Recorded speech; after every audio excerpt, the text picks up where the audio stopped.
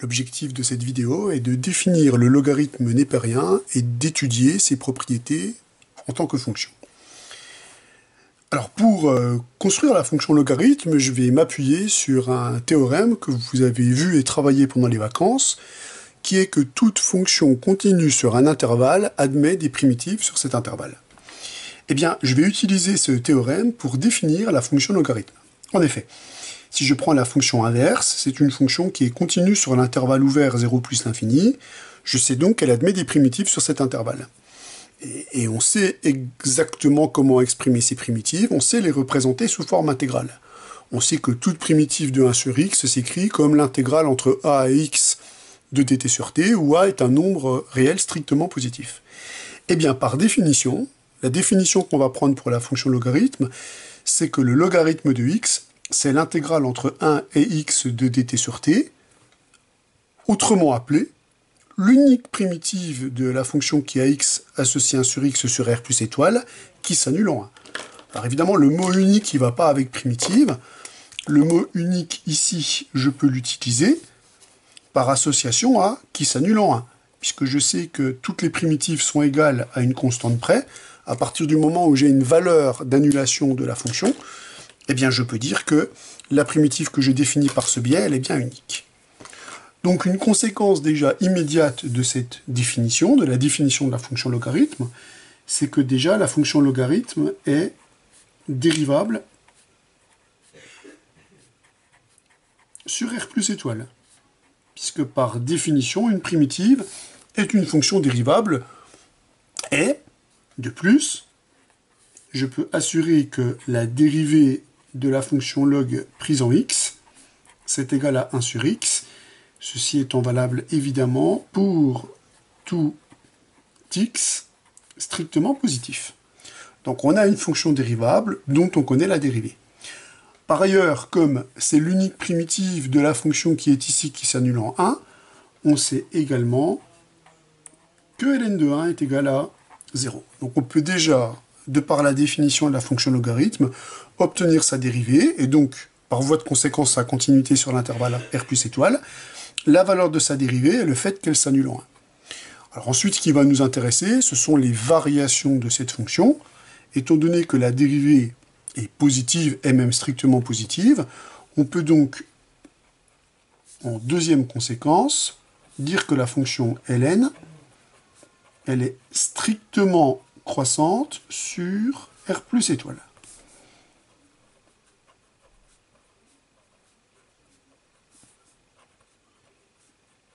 Donc son tableau de variation, je peux le dresser. Je ne vais pas pouvoir le compléter directement, puisque je vous rappelle qu'on va faire comme si on ne savait rien du tout sur la fonction logarithme, pour récupérer toutes ses propriétés. Pour l'instant, ce que je sais, c'est que c'est une fonction qui est strictement croissante sur r plus étoile. Ce qui va me manquer, c'est ses limites aux bornes. Et là, il va falloir travailler un petit peu plus avant d'y arriver. Le premier théorème qu'on va énoncer et démontrer sur la fonction logarithme, c'est les propriétés fonctionnelles de la fonction logarithme. On va démontrer que la fonction logarithme a une propriété essentielle, c'est qu'elle linéarise. En d'autres termes, qu'elle transforme le produit en somme. C'est la propriété la plus importante de ce théorème, puisqu'on va voir que toutes les autres propriétés se déduisent directement de celle-ci. Eh bien, on va s'atteler à la démonstration, puisque là, ce qui m'intéresse, c'est de démontrer ce qu'on affirme. Donc mon objectif ici, avec la définition de la fonction log, je vous rappelle que pour l'instant, on ne dispose que de la définition, c'est l'unique primitive de la fonction inverse qui s'annule en 1. Avec cette définition, je dois essayer de démontrer que on a cette relation qui est valable quel que soit x, y appartenant à R. Alors, comme pour l'instant ce que je sais, c'est que la fonction logarithme est l'unique primitive de l'inverse, pour manipuler une seule variable, je vais me fixer un nombre y strictement positif quelconque. Et je vais définir une fonction, je vais définir la fonction h sur r plus étoile en posant h de x est égal à ln de xy moins ln de x moins ln de y. Je vais considérer cette fonction-là. Je définis h par ce biais-là pour tout x strictement positif. Donc je définis par ce biais une fonction qui, a priori, est définie sur R plus étoile. Alors pour démontrer que cette fonction est nulle, je vais passer par la dérivée, puisque la dérivée de la fonction ln, c'est ce que je maîtrise le mieux. Donc je vais déjà justifier que cette fonction h est une fonction dérivable. Eh bien, elle est dérivable comme somme est composée de fonctions dérivables. Donc h est dérivable sur l'intervalle R plus étoile comme somme est composée. Alors c'est toujours très important d'identifier par quel biais la fonction est dérivable, puisqu'on va la dériver comme somme est composée de fonctions dérivables. Donc je la dérive. Donc là j'applique les règles de dérivation. Quand je dérive cette expression par rapport à la variable x, ce que je dérive, c'est une composée. Je dérive la composée de la fonction logarithme et de cette fonction affine. Donc, je vais calculer la dérivée de ln que j'applique sur ce terme-là. La dérivée de ln, par définition de la fonction ln, c'est 1 sur u, donc appliqué en xy. Et le résultat, je le multiplie par la dérivée de ceci par rapport à x, puisque c'est une fonction de la variable x. Ceci sera donc multiplié par y. Moins, je dérive cette expression par rapport à la variable x, là je retrouve directement la dérivée de la fonction log 1 sur x, moins la dérivée de ce terme, mais ceci est une constante par rapport à x, sa dérivée est donc nulle. En simplifiant ici la fraction, je récupère 1 sur x moins 1 sur x, je récupère 0. On obtient donc que la fonction h est constante sur l'intervalle R plus étoile, puisque R plus étoile est un intervalle, puisqu'elle a une dérivée qui est identiquement nulle sur cet intervalle. Pour calculer la valeur de cette constante, il me suffit d'évaluer h en un point dont je connais l'image. Comme la fonction log, la seule valeur qu'on connaisse, c'est en 1, ça me donne envie de calculer h de 1. Or, quand on calcule h de 1, par définition de la fonction, on va récupérer ln de y moins ln de 1 moins ln de y. Or, par définition de log ln de 1 est égal à 0, on récupère donc ln de y moins ln de y qui est égal à 0. Moralité, cette fonction elle est constante, or cette constante est nécessairement nulle puisque h de 1 est égal à 0. On obtient donc que h est la fonction nulle. Dire que h est la fonction nulle, ça signifie quoi? Cela signifie que quel que soit x strictement positif, ln de xy moins ln de x moins ln de y est égal à 0. Mais le calcul que je viens de produire, je peux le faire pour n'importe quelle valeur de y, puisque y était une quantité qui était fixée au départ. Donc, ce que j'ai fait ici est également valable, quel que soit y strictement positif. Or, cette égalité-là est équivalente à l'égalité ln de xy est égal à ln de x plus ln de y. On vient donc bien de démontrer la relation fondamentale de la fonction logarithme, que le logarithme d'un produit, c'est la somme des logarithmes, en d'autres termes, le logarithme qui linéarise. Alors passons à la deuxième propriété. Maintenant qu'on a obtenu une propriété sur le produit, on sait que pour l'inverse et pour le quotient, ça devrait aller tout seul. Donc cette fois-ci, je dois montrer qu'on a cette propriété. Donc je me donne un x strictement positif et je dois déterminer le logarithme de 1 sur x. 1 sur x, par définition, c'est l'inverse de x. C'est-à-dire que la relation qui définit 1 sur x, c'est de dire que x fois 1 sur x est égal à 1. Et ça tombe plutôt bien, puisque 1, c'est la seule image de la fonction logarithme dont j'ai une valeur concrète. Donc ce que j'ai envie de faire maintenant avec cette relation, c'est d'appliquer la fonction log, ce que je peux bien faire puisque les termes sont strictement positifs. Je récupère donc log de 1 sur x fois x est égal à ln de 1, ln de 1 qui est égal à 0, par définition de la fonction logarithme. Or, ici j'ai le logarithme d'un produit, Or, je viens de démontrer avec cette formule-là que le logarithme d'un produit, c'est la somme des logarithmes. J'obtiens donc que ln de x plus ln de 1 sur x est égal à 0. Si bien que ln de 1 sur x est opposé à ln de x. Donc la deuxième relation qu'on devait démontrer est démontrée. Alors maintenant que je maîtrise le produit et l'inverse, le quotient, ça va être une formalité. Troisième point, je vais me fixer un x strictement positif et un y strictement positif. Et je vais calculer ln de x sur y en exploitant les informations que j'ai démontrées dans le premier et dans le deuxième point. Eh bien, un quotient, c'est simplement le produit du numérateur par l'inverse du dénominateur. Je peux donc appliquer la propriété 1 que j'ai démontrée, linéarisant l'expression. Le logarithme du produit, c'est la somme des logarithmes. Puis je peux utiliser la propriété 2 qui nous dit que le logarithme de l'inverse, c'est l'opposé de ln de y. On vient bien de démontrer que le logarithme de x sur y est égal au logarithme de x moins le logarithme de y. Passons à la question 4, où je vais me proposer de faire une récurrence. Je vais noter P de n la propriété suivante. Quel que soit x strictement positif, ln de x à la puissance n est égal à n ln de x. Alors, on peut noter assez facilement que la propriété P de 0 est réalisée, puisque x à la puissance 0 est toujours égal à 1 et que ln de 1 est égal à 0, et 0 fois n'importe quel nombre est égal à 0. Donc on obtient que P de 0 est vrai, puisque ln de x à la puissance 0 est égal à ln de 1 est égal à 0, c'est ce que je viens de dire, et 0 multiplié par ln de x est toujours égal à 0. Donc on obtient bien que ces deux quantités sont égales. On va se fixer maintenant un entier naturel n. On va supposer la propriété au rang n et on va démontrer la propriété au rang n plus 1. Supposons P de n et montrons P de n plus 1.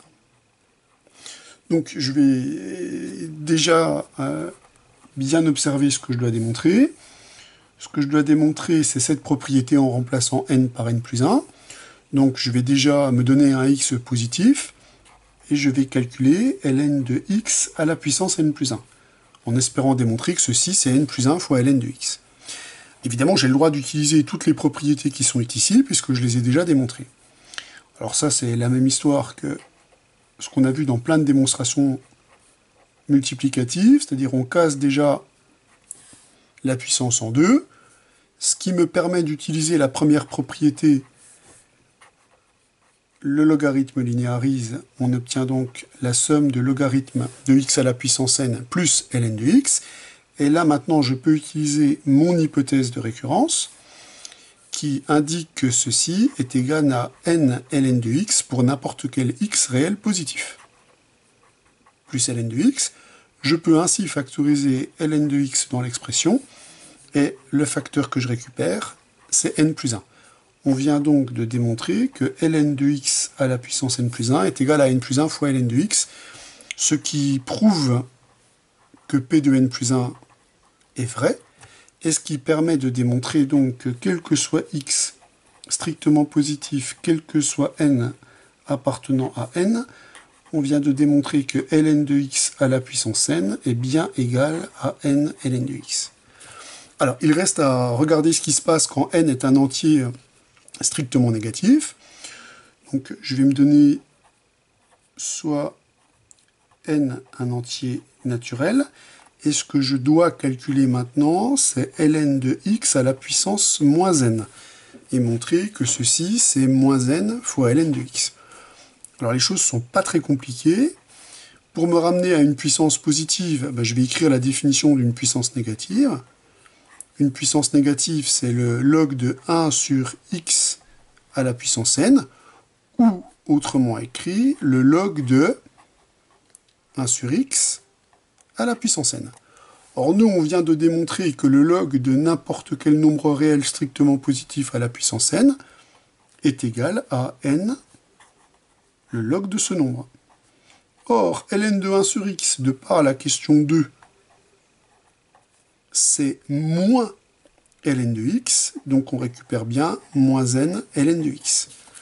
On a donc démontré que cette propriété est réalisée quand on travaille avec des entiers positifs, quand on travaille avec des entiers négatifs, on obtient bien cette relation valable pour tout entier relatif n et pour tout x strictement positif.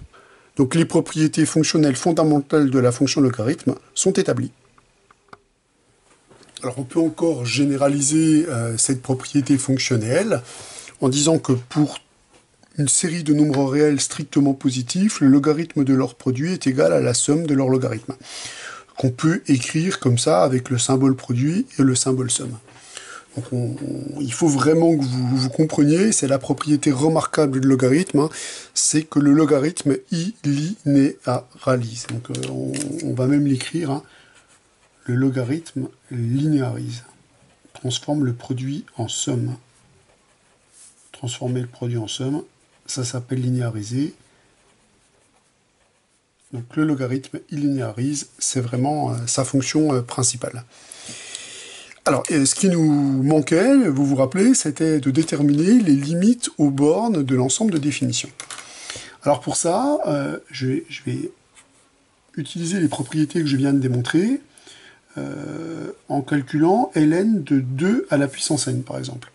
Ln de 2 à la puissance n, on peut constater, en utilisant la propriété précédente, que c'est n ln de 2 pour tout n appartenant aux entiers naturels, puisqu'on sait que ln de x à la puissance n est égal à n ln de x pour tout x strictement positif et pour tout n appartenant à z. Là, j'applique simplement cette propriété sur les entiers naturels. Or, je sais que la fonction ln, elle croît strictement.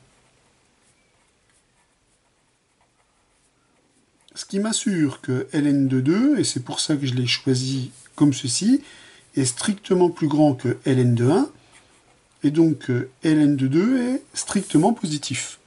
On en déduit donc que la limite lorsque n tend vers plus l'infini de ln de 2 à la puissance n est égale à plus l'infini. Ce qui permet de dire que la fonction ln, elle prend des valeurs arbitrairement grandes, que ln n'est pas majorée. Moralité, si on prend en compte le fait que ln n'est pas majorée et que ln est strictement croissante, on peut déduire de ces deux points-là le fait que la fonction log possède une limite infinie lorsque x tend vers plus l'infini. On peut déduire de ces deux points que la limite lorsque n tend vers plus l'infini, lorsque x tend vers plus l'infini de ln de x est égal à plus l'infini. On peut l'écrire, cette limite, plus formellement en disant la limite en plus l'infini de ln est égale à plus l'infini, la variable x étant ici totalement muette. Donc je peux compléter le tableau de variation de logarithme. Donc on avait déjà dit que cette fonction, elle était croissante, strictement. Et là, on vient de démontrer que sa limite en plus l'infini, c'est plus l'infini. Si j'arrive à récupérer la limite en 0, on aura une étude complète, variation, limite aux extrémités. Alors pour la limite en 0, on va utiliser les propriétés fonctionnelles de logarithme, puisqu'on a une formule qui est absolument essentielle, qui nous permet de passer d'un voisinage de 0 à un voisinage de l'infini. Je m'explique. Cette formule, c'est le fait de dire que le log de l'inverse est égal à l'opposé de ln de x. Ça, c'est valable pour tout x strictement positif. Cette formule, elle me permet de faire un pont entre ce qui se passe en 0 et ce qui se passe au voisinage de plus l'infini. Alors, je vais plutôt choisir de l'écrire sous cette forme-là, et vous allez comprendre pourquoi. Alors, pourquoi? Parce que la limite, lorsque x tend vers 0 par valeur positive de 1 sur x, c'est évidemment plus l'infini. Or, on vient de démontrer qu'en plus l'infini, le log y tend vers plus l'infini. Donc je peux affirmer que la limite lorsque x tend vers 0 par valeur positive de ln de 1 sur x, c'est plus l'infini, puisque ce terme-là tendant vers plus l'infini et le log en plus l'infini tendant vers plus l'infini, on obtient cette relation. Donc, son opposé, lui, va tendre vers moins l'infini lorsque x tend vers 0 par valeur positive. Donc la limite de l'opposé de ce terme-là est égale à moins l'infini. Seulement, ln de x est égal à l'opposé de ce terme. Donc, on utilise la formule qui nous permet de faire un transfert entre le comportement du log en plus l'infini et le comportement du log en 0. Je peux donc bien affirmer que la limite du log en 0+, c'est bien moins l'infini, simplement en passant par l'objet de cette formule et en utilisant le théorème de composition des limites. Donc cette limite nous permet d'assurer du comportement de la fonction log en 0. Donc il n'y aura pas possibilité de prolonger la fonction par continuité en 0. La fonction log n'est pas définie en 0, et sa limite en 0 est égale à moins l'infini. On va donc pouvoir, avec tous ces éléments-là, tracer le graphe de la fonction logarithme. Pour tracer le graphe de la fonction logarithme, pour l'instant, à notre disposition, on dispose du tableau de variation, qui indique que la fonction logarithme est une fonction qui est continue, strictement croissante sur l'intervalle R plus étoile, qu'elle n'est pas définie en 0 et que sa limite en 0 c'est moins l'infini, et que sa limite en plus l'infini c'est plus l'infini. Pour l'instant, c'est tout ce qu'on sait de la fonction logarithme. Ah si, on a aussi le fait que ma fonction, elle s'annule de manière unique au point d'abscisse 1. Donc on sait que cette fonction, elle va passer par ce point. Alors, un élément intéressant, ça serait de savoir avec quelle pente elle passe par ce point. La pente, c'est la dérivée. Si vous calculez la valeur de la dérivée de la fonction log en 1, c'est 1 sur 1, c'est égal à 1. Ce qui veut donc dire que ma fonction va passer par ce point-là avec une pente qui est dirigée par la première bissectrice. Donc, on a une pente de 1 dans le passage de la fonction log. On peut d'ailleurs écrire sans aucun problème l'équation de la tangente en 1, l'équation de cette droite. L'équation de cette droite, ça va donc être y va être égal à la pente, donc 1 multiplié par x moins 1, plus ln de 1, mais ln de 1 est égal à 0. Donc l'équation de la tangente en 1, c'est la droite d'équation y est égal à x moins 1. On retrouve bien moins 1 pour l'ordonnable et l'origine, et la pente qui est égale à 1. Donc c'est une fonction qui est strictement croissante. Alors une étude plus précise nous permettrait de démontrer qu'elle est toujours située en dessous de sa tangente à l'origine, et on va avoir une fonction qui va avoir un graphe de ce type-là. Alors on va voir qu'elle tend vers l'infini en l'infini, mais de façon assez molle, c'est-à-dire qu'elle tend en s'écrasant lorsque on fait tendre x vers plus l'infini. On verra que parmi les fonctions usuelles, c'est elle qui a la croissance vers l'infini la plus molle. On verra ça quand on étudiera les relations, enfin les comparaisons entre les différentes fonctions. Donc ce graphe est évidemment à bien connaître et à connaître parfaitement, ainsi que toutes les propriétés de la fonction logarithme. Vous avez vu, on les a établies quand même assez vite.